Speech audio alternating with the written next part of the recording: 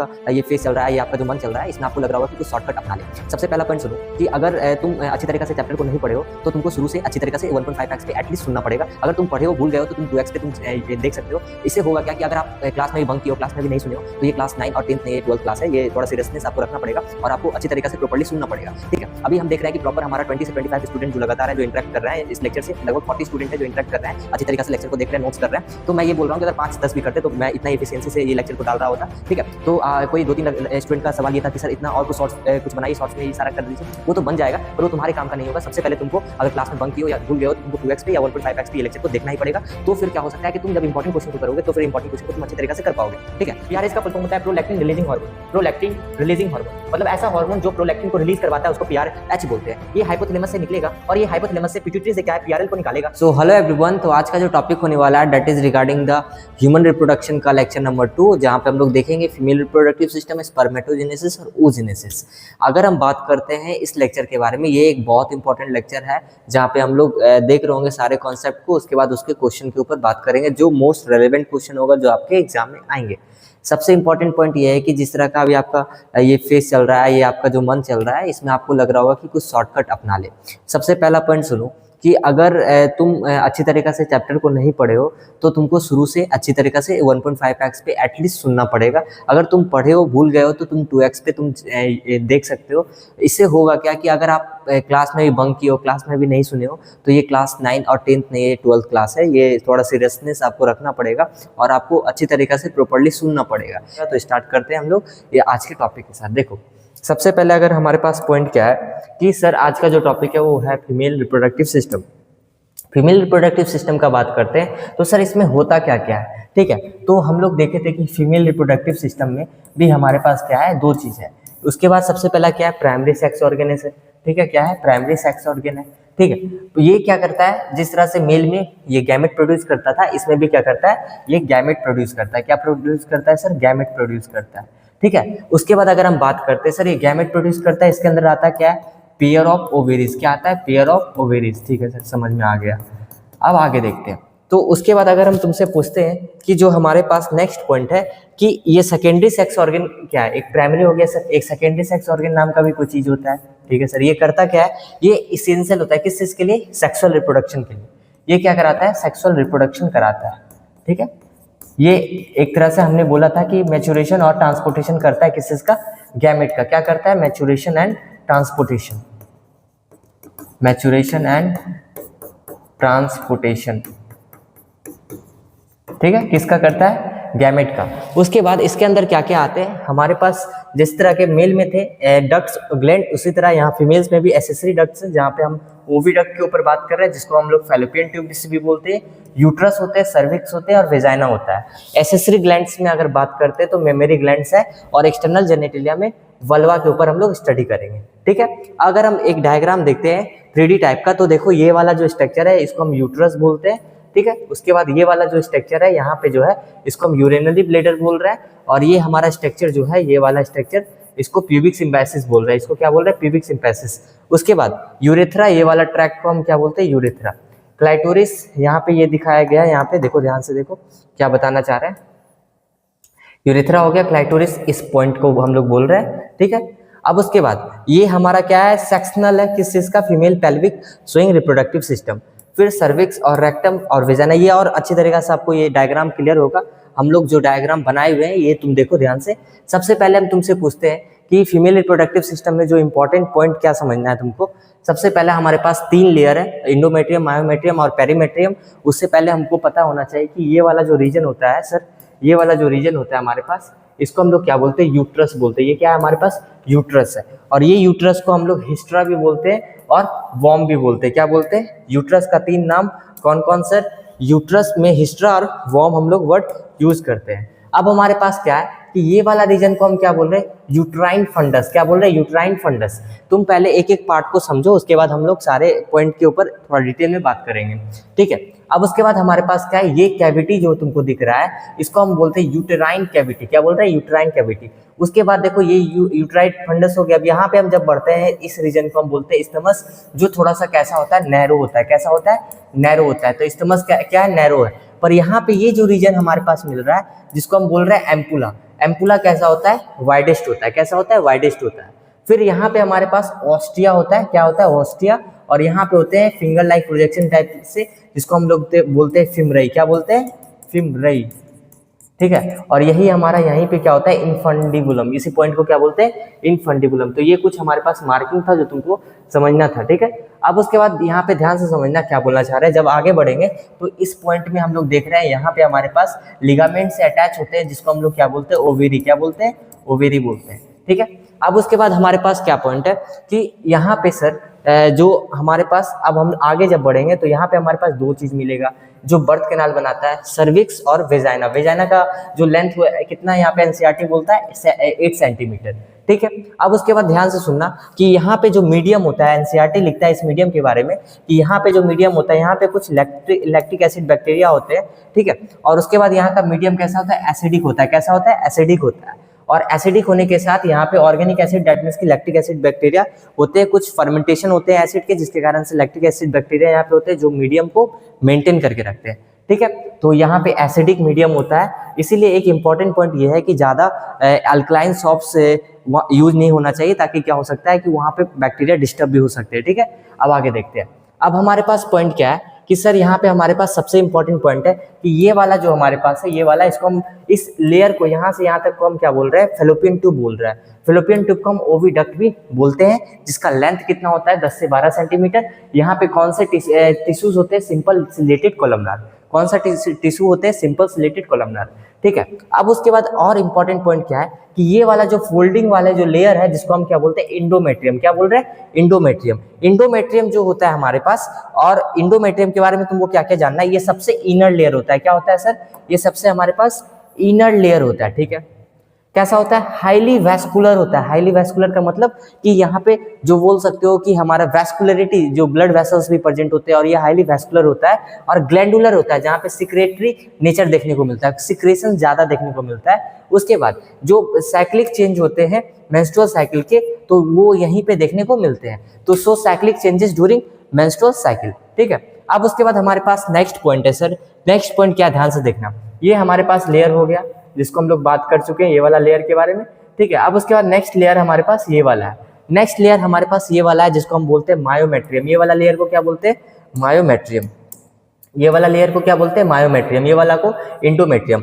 Myometrium के बारे में बस तुम थोड़ा सा याद रखना, ये कैसा होता है सर, मिडिल लेयर का होता है। कैसा होता है, मिडिल लेयर का होता है। Smooth muscles show strong contraction during child birth. NCERT ये लाइन को लिखता है कि यहाँ पे कॉन्ट्रैक्शन देखने को मिलता है, क्योंकि यहाँ पे स्मूथ मसल्स होते हैं, और जब चाइल्ड बर्थ होता है तो स्ट्रॉन्ग कॉन्ट्रैक्शन हमारा मायोमेट्रियम में ज्यादा देखने को मिलता है। अब उसके बाद लास्ट हमारे पास लेयर है, जिसको इस लेयर को हम बोल रहे हैं, जहाँ पे हमारे पास है पेरीमेट्रियम।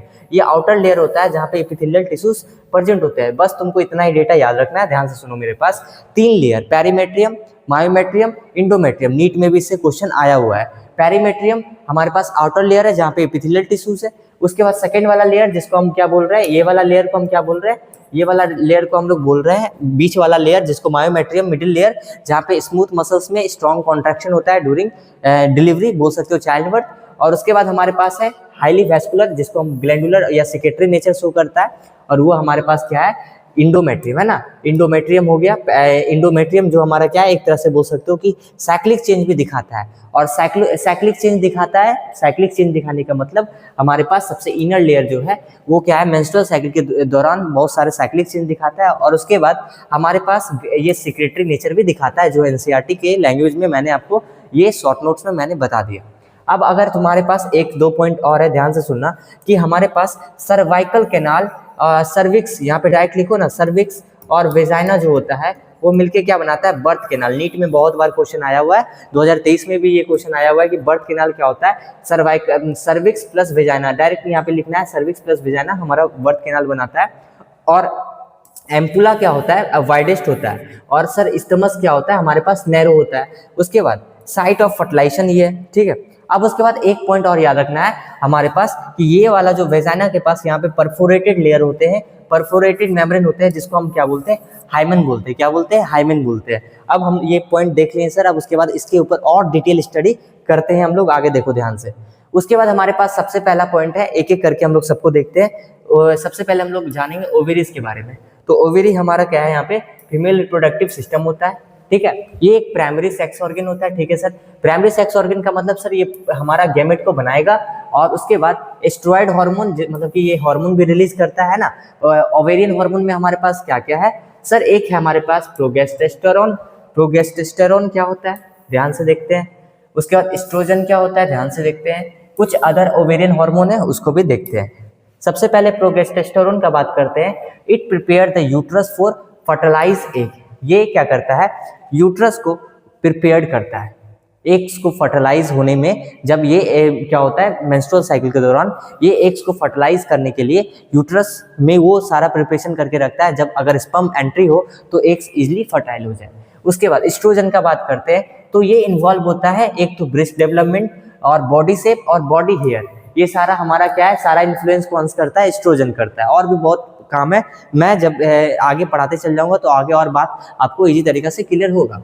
उसके बाद कुछ अदर ओवेरियन हार्मोन है जिसको हम लोग आगे देख रहे होंगे। उसके बाद ध्यान से सुनना, जो ओवेरी होता है वो लोकेटेड होता है one on each side of the lower abdomen and remain attach to the pelvic wall, ठीक है, and uterus by ovarian ligament. जो मैंने अभी तुरंत आपको दिखाया था कि यहाँ पे देखो कि कुछ ओवेरियन लिगामेंट है जिससे ये क्या है अटैच है। क्या है अटैच है, देखो यहाँ पे ध्यान से, ये क्या है लिगामेंट है जिससे ये अटैच है। ये भी क्या है लिगामेंट है। सर कौन कौन सा लिगामेंट है, नाम क्या है, हमको याद रखना है, भूल भी सकते हो कोई दिक्कत नहीं है, पर मैं नाम आपको बताऊंगा। ध्यान से देखो, ये हमारे पास क्या है ओवेरियन लिगामेंट है, ठीक है सर, समझ में आ गया। उसके बाद ध्यान से समझना, ये यूट्रस है और ये यूट्रस से जुड़ा हुआ है, तो ये हमारे पास क्या है, इसको हम क्या बोल सकते हैं, यूट्राइन वॉल भी बोल सकते हैं या फिर ओवेरियन लिगामेंट, मेनली इसका नाम हम लोग रखे हुए हैं।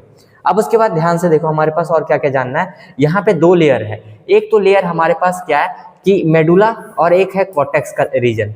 जो मेडुला होता है वो इनर है और जो कॉर्टेक्स है ये वाला रीजन, जो अंदर वाला जो रीजन है उसको हम क्या बोल रहे हैं, कॉर्टेक्स का रीजन। ये वाला रीजन को हम क्या बोल रहे हैं, कॉर्टेक्स का रीजन, ठीक है। ये रीजन कॉर्टेक्स का, ये रीजन मेडुला का। मेडुला का रीजन कौन सा सर, मेडुला का रीजन ये वाला, ये मेडुला का रीजन, ये कॉर्टेक्स का रीजन, ठीक है, दो रीजन। अब यहाँ पे हमारे पास क्या पता चल रहा है, ठीक है सर समझ में आ गया। ये वाला लिगामेंट को क्या बोलते हैं, जो पेल्विक वॉल से जोड़ के रखता है ओवेरी को, जिसको हम बोलते हैं सस्पेंसरी लिगामेंट। क्या बोलते हैं, सस्पेंसरी लिगामेंट, ठीक है। अब उसके बाद नेक्स्ट पॉइंट, यहाँ पे ध्यान से देखो, यहाँ पे दो लेयर होते हैं। कौन कौन सा लेयर, सेल के दो लेयर होते हैं। एक तो सेल ये वाला क्या है, पूरे में प्रेजेंट है सर, पूरे में ये सेल प्रेजेंट है, जिसको हम बोलते हैं आउटर लेयर में है जर्मिनल एपिथेलियम। कौन सा टिश्यूज है, जर्मिनल एपिथेलियम। और उसके बाद हमारे पास ये वाला इनर में कौन सा है, इनर का अगर हम बात करते हैं, ध्यान से सुनना, इनर का अगर हम बात करते हैं, इनर का, ठीक है, इनर का अगर हम बात करते हैं तो यहाँ पे होता है टूनिका एल्ब्यूजिनिया।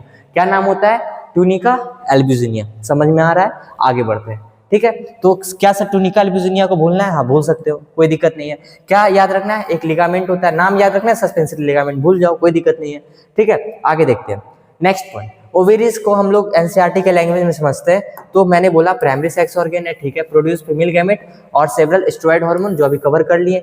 ओवेरी लोकेटेड होता है इस side of the lower abdomen attach to the pelvic wall, cover हो गया। यूट्रस बाय लिगामेंट, ये मैंने डायग्राम से दिखा दिया। आगे बढ़ते हैं।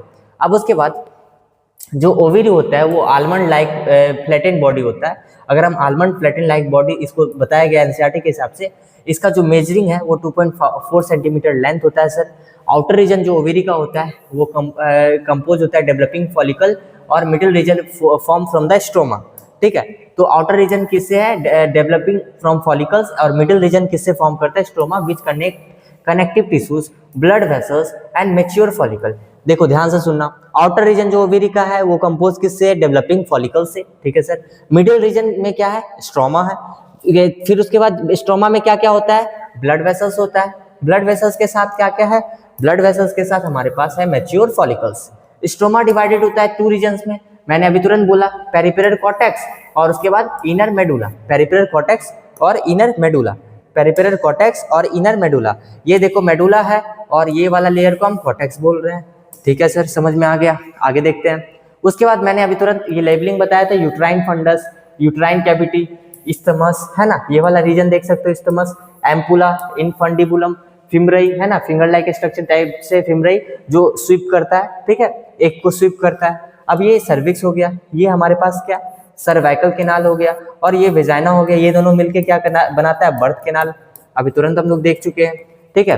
उसके बाद हमने लेयर के ऊपर भी बात किया, ये वाला लेयर को कौन सा लेयर बोल रहे हैं, endometrium.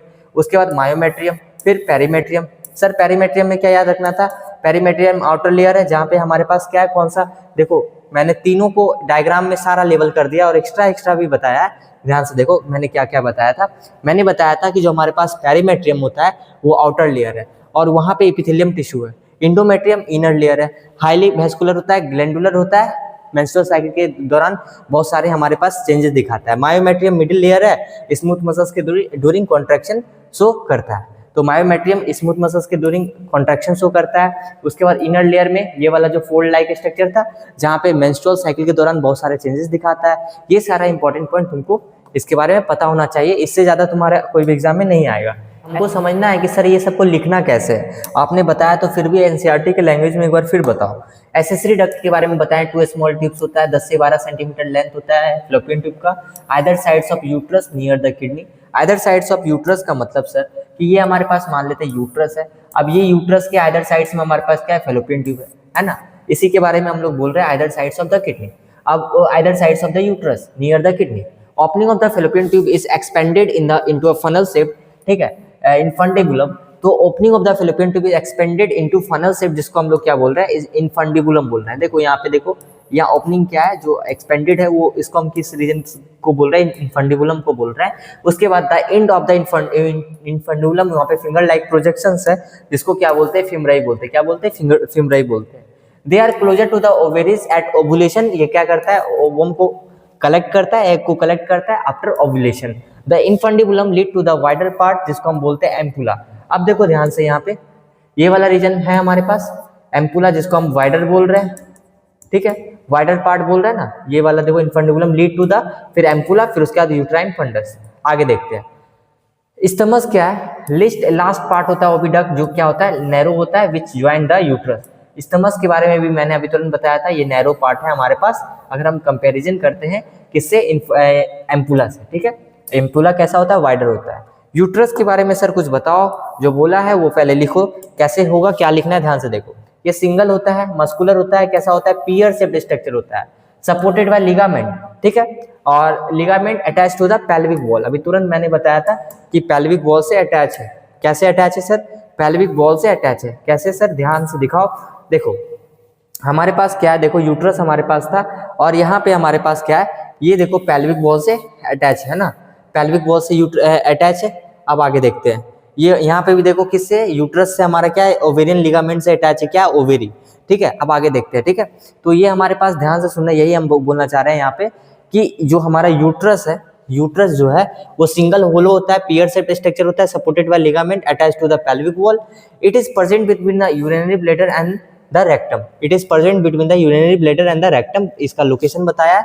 Lower part of the uterus बहुत नैरो होता है, जिसको हम यहाँ पे सर्विक्स बोलते हैं। जो कैविटी होता है सर्विक्स का इज कॉल्ड सर्वाइकल कैनाल, और यहाँ पे ये बर्थ कैनाल फॉर्म करता है वेजाइना के साथ। तो सर्विक्स प्लस वेजाइना क्या फॉर्म कर रहा है, बर्थ कैनाल, जहाँ से क्या होता है, बेबी का डिलीवरी होता है। अब आगे देखते हैं, यहाँ पे हमारे पास पॉइंट है कि सर यूट्रस के पास 3 लेयर होते हैं, इसको तुम लिखवा दो ताकि हम लोग क्या है अच्छी तरीका से लिख लेंगे, ठीक है। अब आगे देखो हमारे पास क्या है, तो सर यहाँ पे यूट्रस के पास 3 लेयर होता है, इसको आप लिखवा दो, हम लोग अच्छी तरीके से लिख लेंगे। पेरीमेट्रियम, मायोमेट्रियम, इंडोमेट्रियम, ठीक है। पेरीमेट्रियम कैसा होता है, आउटर होता है। उसके बाद मायोमेट्रियम कैसा है, मिडिल है, और इंडोमेट्रियम इनर लेयर है। कभी कभार तो क्वेश्चन बस इतने में से बन जाते हैं। जो पेरीमेट्रियम होते हैं वो थिन मेम्ब्रेन होते हैं, वहाँ पे होते हैं covering of uterus wall. Myometrium thick layer होते हैं, smooth muscles fibre which contract strong during the delivery of the baby. Endometrium के बारे में बताया था, ये ग्लैंड्स कंटेन करता है जहाँ पे बहुत ब्लड वेसल्स होते हैं, और ये हमारा साइक्लिक चेंज दिखाता है कब, मेंस्ट्रुअल साइकिल के दौरान। ये था कुछ हमारे पास पॉइंट जो तुमको समझना था। इंडोमेट्रियम अंदर वाला लेयर जो फोल्डेड था। अब आगे आते हैं, मेमोरी ग्लैंड्स के ऊपर बढ़ते हैं, ठीक है। ध्यान से सुनना हम क्या बोलना चाह रहे हैं। मेमोरी ग्लैंड्स का अगर हम बात करते हैं तो मेमोरी ग्लैंड्स में क्या होता है, फीमेल्स में पेयर ऑफ मेमोरी ग्लैंड्स होता है जिसको ब्रिस्ट बोलते हैं, that contain glandular tissues and fatty tissues, ठीक है। और हर एक ग्लैंडुलर टिश्यूज में 15 से 20 मेमोरी लोब्स होते हैं, और हर एक लोब्स में ग्रुप ऑफ सेल्स होते हैं जिसको हम लोग बोलते हैं एल्वुलाई। इसको डायग्राम से देखते हैं और अच्छी तरीके से समझते हैं। ये डायग्राम है, उसके आगे भी एक डायग्राम है जिसको हम लोग समझते हैं, ध्यान से देखना। देखो ध्यान से, ये मेमोरी ग्लैंड्स का क्या है, डायग्राम है जो तुमको समझना है। अब उसके बाद अगर हम देखते हैं इसी डायग्राम को थोड़ा सा हम लोग समझते हैं अच्छी तरीका से। जैसे कि यहाँ पे क्या है कि ये रीजन क्या है हमारे पास, जिसको क्या बोलते हैं, निपल्स बोलते हैं। और यहाँ पे बहुत सारे न्यूरॉन्स होते हैं, बहुत सारे क्या होते हैं, न्यूरॉन्स होते हैं जो इसको सेंसरी बनाते हैं, ठीक है। अब उसके बाद ध्यान से समझना कि जब यहाँ पे बहुत सारे नर्व्स होते हैं, ठीक है सर, यहाँ पे एरोला है, क्या है, एरोला है। अब उसके बाद यहाँ पे क्या है, ये डक्ट यहाँ से जो जाता है जिसको हम बोलते हैं लैक्टिफेरस डक्ट। बहुत बार नीट में तो बस इसका क्या है, पाथवे पूछा है, मिल्क का पाथवे पूछा है कि कहाँ से कैसे आएगा, क्या किसको किसको पैसेज करके आएगा। ये वाला रीजन जहाँ पे मिल्क जब बन जाता है तो यहाँ पे मिल्क स्टोर होता है, इस रीजन को एम्पुला बोलते हैं। एम्पुला के बाद डक्ट का नाम होता है मेमोरी डक्ट। कौन सा डक्ट, मेमोरी डक्ट। ये वाला रीजन जहाँ पे मेमोरी ट्यूबल्स होता है। और यहाँ पे देखो ऑक्सीटोसिन का रिसेप्टर्स प्रेजेंट होता है, कहाँ पे, मिल्क सिक्रेटिंग सेल्स। यहाँ पे क्या होता है, ये वाला जो है, जो मैंने इस तरह करके आपको सेल्स बनाया है, ये वाला जो सेल्स है इसी को हम बोल रहे हैं मिल्क सिक्रेटिंग सेल्स। और यहाँ मिल्क सिक्रेटिंग सेल्स के बाद ये सारे लोब्स जो है हमारे पास, जिसको हम लोग मेमोरी लोब्स का नाम दिए, जहाँ पे मैंने बोला 15 से 20 मेमोरी लोब्स है। ध्यान से सुनना, जब क्या होता है कि हमारा लैक्टेशन के समय, जब फीमेल्स में लैक्टेशन होता है तो उस वक्त क्या होता है कि जब बेबी क्या होता है उसको फर्स्ट मिल्क देना बहुत जरूरी होता है, क्योंकि बहुत सारे एंटीबॉडी होते हैं, कोलेस्ट्रम के बारे में सुना होगा। और बेसिकली डॉक्टर बहुत प्रिफर करते हैं कि सबसे पहले जो बेबी है उसको क्या है, मदर का मिल्क देना बहुत जरूरी है, क्योंकि इसमें बहुत सारे एंटीबॉडीज है। और साथ साथ की क्या होता है, मदर का भी फैट लॉस होता है अगर वो सही से फीडिंग करती है, तो 6 मंथ तो एकदम उसको बोला जाता है करवाना है। तो अगर हम बात करते हैं कि जो हमारे पास मेमोरी ग्लैंड है, तो हमने देखा कि सबसे पहले यहाँ पे मेमोरी लोब है 15 से 20। उसके बाद मिल्क सिक्रेटिंग सेल्स होते हैं। मिल्क सिक्रेटिंग सेल्स में हमारे पास जो सेल्स होते हैं उसमें ऑक्सीटोसिन का रिसेप्टर्स होता है। तो जब क्या होता है कि मदर्स सक करता है निपल को, तो क्या होता है, ऑक्सीटोसिन के रिसेप्टर्स वहाँ पे क्या है, ऑक्सीटोसिन हार्मोन निकलेगा और वो रिसेप्टर्स उसको मिल्क सिक्रेटिंग सेल्स को मिल्क फॉर्मेशन करने के लिए फॉर्मेशन कराएगा। उसके बाद हमारे पास क्या है, मेमोरी ट्यूबल्स, यहाँ पे एम्पुला में जाके मिल्क अगर फॉर्मेशन हो जाता है तो एम्पुला में स्टोर होता है, फिर जाके वो निपल से पाथवे, फिर हमारा लैक्टिफेरस डक्ट, फिर निपल से वो निकलता है। तो ये हमारा कुछ पाथवे था जो तुमको समझना था। उसके बाद इंपॉर्टेंट पॉइंट और है लैक्टेशन के। तो लैक्टेशन में अगर हम बात करते हैं तो लैक्टेशन में क्या तुमको जानना है, ध्यान से सुनो। सबसे पहला पॉइंट क्या है कि growth of mammary glands during puberty, ठीक है, ड्यूरिंग प्यूबर्टी इज कॉल्ड थिलार्के। थिलार्के का स्पेलिंग देख लो, ये तुम्हारे एनसीईआरटी में दिया हुआ नहीं है बेसिकली, तो तुम इसको स्किप भी कर सकते हो, ठीक है। मैं डायरेक्ट बोलता हूँ कि तुम स्किप कर सकते हो, पर ये अगर एनसीईआरटी में दिया रहता तो तुम्हारा एमसीक्यू बन सकता था। Regulate by estrogen and during pregnancy, पर तुम इसको याद रखो क्योंकि इंपॉर्टेंट पॉइंट में आ सकता है ये, ठीक है। तो regulate by estrogen and during pregnancy किससे रेगुलेट होता है, प्रोजेस्टेरोन से, ठीक है। ये दो हार्मोन्स है। अब आगे देखो, लैक्टोजेनिक हार्मोन्स का कुछ कुछ नाम याद रखना, प्रोलैक्टिन और एचपीएल, ह्यूमन प्लेसेंटल लैक्टोजन। ये क्या करता है, प्रोड्यूस, ये जो प्रोलैक्टिन है मेन, अगर प्रोलैक्टिन हार्मोन का बात करते हैं तो नीट में बहुत बार क्वेश्चन आया कि मेमल्स के अंदर जो मिल्क प्रोड्यूस करता है और ब्रेस्ट डेवलप करता है टिश्यूज, दो वक्त ब्रेस्ट डेवलपमेंट होता है, एक तो प्यूबर्टी के दौरान और यही प्रोलैक्टिन हार्मोन, और एक प्रोलैक्टिन हार्मोन कब, जब लैक्टेशन होता है तो उस वक्त ब्रेस्ट डेवलपमेंट होता है। तो ये दो फेज होते हैं फीमेल्स के अंदर। अब आगे देखते हैं हम, अगर देखते हैं यहाँ पे, और मेरे को क्या समझना है, न्यूरो एंडोक्राइन मैकेनिज्म्स। ये न्यूरो एंडोक्राइन मैकेनिज्म्स क्या है, ये एनसीईआरटी बोलता है कि न्यूरो एंडोक्राइन मैकेनिज्म्स क्या है कि जब देखो बेबी क्या करेगा, निपल्स को सक करता है, तो यहाँ पे क्या होता है, एक तरह से हाइपोथैलेमस क्या करेगा, यहाँ पीआरएच और यहाँ पे पीआरएल, प्रोलैक्टिन हार्मोन जो है पीआरएच है, ये सिग्नल्स के ऊपर काम करता है। इसी सिग्नल्स को हम लोग बोलते हैं न्यूरल एंडोक्राइन सिस्टम। कैसे होता है ध्यान से समझना। सबसे पहले क्या है कि यहाँ पे पीआरएच का फुल फॉर्म समझना। पीआरएच का फुल फॉर्म होता है prolactin releasing hormone. Prolactin releasing hormone मतलब ऐसा हार्मोन जो प्रोलैक्टिन को रिलीज करवाता है, उसको पीआरएच बोलते हैं। ये हाइपोथैलेमस से निकलेगा और ये हाइपोथैलेमस से पिट्यूटरी से क्या है, पीआरएल को निकालेगा, और हाइपोथैलेमस से ऑक्सीटोसिन नाम का भी हार्मोन निकलता है। और तुमको पता होना चाहिए कि अभी तुरंत मैंने बताया था कि यहाँ पे ऑक्सीटोसिन का रिसेप्टर्स होता है, ठीक है सर। ऑक्सीटोसिन का जब रिसेप्टर यहाँ बाइंड करता है तो यहाँ पे milk secreting cells milk secrete करते हैं, और वही मिल्क जब क्या होता है कि यहाँ पे जब बच्चा सक कर रहा है, बेबी जब सक कर रहा है तो एम्पुला में आके जमा होता है, और वही क्या है, एल्बुलाई में से जाके निपल से निकलता है, ठीक है। तो इसी मैकेनिज्म्स में जहाँ पे न्यूरो एंडोक्राइन मैकेनिज्म्स, मतलब इंडोक्राइन का मतलब तुम लोगों को पता होना चाहिए, जहाँ पे बहुत सारे हमारे इंडोक्राइन, एक तो एक्सोक्राइन एक इंडोक्राइन, दो सिस्टम्स हमारे पास होते हैं ना, और एक मिक्स हेट्रो, उसके बारे में ना जाओ। इंडोक्राइन जहाँ पे हमारा क्या है, ग्लैंड्स का सिक्रेशंस के ऊपर काम हो रहा है, और उसके बाद एक्सोक्राइन जहाँ पे क्या है, डक्ट्स का हमारे पास क्या है, इन्वॉल्वमेंट है। तो एक डक्ट्स और एक इंडोक्राइन, दो सिस्टम तो होता ही है हमारे पास। अब उसके बाद देखते हैं कि हाइपोथैलेमस क्या कर रहा है यहाँ पे। ऑक्सीटोसिन और एंटीरियर पिट्यूटरी से हमारे पास क्या है, हाइपोथैलेमस से पीआरएच निकला, प्रोलैक्टिन रिलीजिंग हार्मोन, और ये क्या निकाला, एंटीरियर पिट्यूटरी को बोला कि पीआरएल निकालने के लिए, और ये पीआरएल निकाला, और यहाँ पे ऑक्सीटोसिन हार्मोन भी निकलता है, जहाँ पे रिसेप्टर कहाँ पे, मिल्क सेक्रेटिंग सेल्स के पास। तो ये हमारा वर्क करता है, जिसको हम बोलते हैं न्यूरो इंडोक्राइन मैकेनिज्म्स, जो तुम्हारा एनसीईआरटी में एक लाइन में लिखा हुआ है। ठीक है, आगे देखते हैं। उसके बाद हमारे पास कुछ और पॉइंट है, देखो ध्यान से हमारे पास क्या पॉइंट है। तो एल्बुलाई जो होता है, अगर हम देखे थे, हम अभी तुरंत बोले थे 15 से 20 मेमोरी लोब्स होता है, जिसमें लोब्स कंसिस्ट ऑफ एल्बुलाई। अब आगे देखो, एल्बुलाई ओपन होता है मेमोरी ट्यूब्यूल्स में, और मेमोरी ट्यूब्यूल्स ओपन होता है इस मेमोरी डक्ट में, और बहुत सारे मेमोरी डक्ट फॉर्म करते हैं wider mammary ampulla that connected by the lactiferous duct just before the nipple through which milk is release. ठीक है, देखो यहाँ पे फैट टिश्यूज होते हैं, ठीक है, और ये हमारे रिब्स के मसल्स है ना, और यहाँ पे मसल्स बिटवीन रिब्स, ये वाला हमारे पास रीजन क्या है कि मसल्स, ये हमारे पास क्या है, ये रिब्स वाले रीजन है ना, रिब्स वाले रीजन है। ये पेक्टोरी मेजर मसल्स है, बेसिकली ये कभी पूछता नहीं है, पर अगर लेबलिंग दिया हुआ है तो देख सकते हो। ये एरोला का टिश्यूज होता है, क्या होता है, एरोला का टिश्यूज होता है, और ये निपल है, और उसके बाद लैक्टिफेरस डक्ट यहीं पे है, एम्पुला, उसके बाद मेमोरी डक्ट, फिर मेमोरी एल्वुलस, जो मैंने आपको एक हाइपोथेटिकल डायग्राम से मैंने अभी तुरंत दिखा दिया है। अब आगे देखते हैं हमारे पास क्या next point, external genitalia. External genitalia को सबसे पहले पढ़ते हैं, उससे पहले एक डायग्राम है, उसको तुम अगर देखोगे तो और क्लियर हो जाएगा, ध्यान से समझना। एक्सटर्नल जेनेटेलिया में हमारे पास क्या क्या है, जिसको हम वल्वा बोलते हैं, और यहाँ पे हमारे पास देख रहा है कि यहाँ पे क्या क्या हमको समझना है। ये वाला जो रीजन है, जिसको हम ए बोल रहे हैं, एंटीरियर रीजन, क्या बोल रहे हैं, एंटीरियर रीजन। ये वाला रीजन क्या है, पोस्टीरियर रीजन। जैसे अगर हम अभी खड़ा है तो ये हमारा ऊपर का क्या है, एंटीरियर रीजन, नीचे का क्या है, पोस्टीरियर रीजन। तो उसी तरीका से क्या है कि एक्सटर्नल जेनिटेलिया को भी एंटीरियर और पोस्टीरियर के बेसिस पे बांटे हैं। सबसे पहले यहाँ पे ऊपर वाला जो रीजन है, यहाँ पे हमारे पास रीजन है जिसको हम क्या बोल रहे हैं, मोनस प्यूबिस। यहाँ पे मोनस प्यूबिस में क्या क्या याद रखना है, यहाँ पे होते हैं फैटी टिश्यूज और हेयर भी प्रेजेंट होते हैं। उसके बाद आगे का बात करते हैं, तो यहाँ पे है लेविया मेजोरा। ठीक है, लेविया मेजोरा के पास क्या है, फैटी टिश्यूज यहाँ पे भी है, हेयर भी है, और यहाँ पे ये जो होते हैं फ्लैसी फोल्ड देखने को मिलते हैं, फ्लैसी फोल्ड देखने को मिलते हैं। तीसरा है लेविया माइनोरा, ये वाला रीजन को क्या बोलते हैं, लेविया माइनोरा। और ये लेविया माइनोरा कैसा है, थिन मेम्ब्रेन होता है, कैसा होता है, थिन मेम्ब्रेन होता है। उसके बाद ये वाला जो रीजन है, जिसको क्या बोल रहे हैं, क्लाइटोरिस, और ये क्या होता है, anterior in of minora present होता है। मतलब कि ये जो माइनोरा है, इसके एंटीरियर इन में प्रेजेंट है। तो कभी कभार मेजोरा लिख के भी वो क्या करता है कि नीट के स्टेटमेंट वाला क्वेश्चन बना देता है। उसके बाद यहाँ पे परफोरेटेड लेयर होता है, जिसको क्या बोलते हैं, हाइमन बोलते हैं। और ये क्या होता है हमारे पास, अगर देखते हैं यहाँ पे ये वाला जो रीजन है, जिसको हम क्लाइटोरिस बोले थे, वो क्या है, इरेक्टाइल टिश्यूज होता है। इरेक्टाइल टिश्यूज का मतलब कि ये होमोलॉगी शो करता है। मैंने बताया था कि ग्लैंस पेनिस के होमोलॉगी को शो करता है, ठीक है, क्योंकि ग्लैंस पेनिस भी एक तरह के, वहाँ पे भी इरेक्टाइल टिश्यूज होते हैं। अब उसके बाद देखो यहाँ पे दो ग्लैंड है, ये वाला और ये वाला, ठीक है, जिसको बोलते हैं पैरा यूरेथ्रल ग्लैंड या स्किन ग्लैंड, ठीक है। और नीचे वाला ग्लैंड को क्या बोलते हैं, बर्वो यूथलाइन ग्लैंड।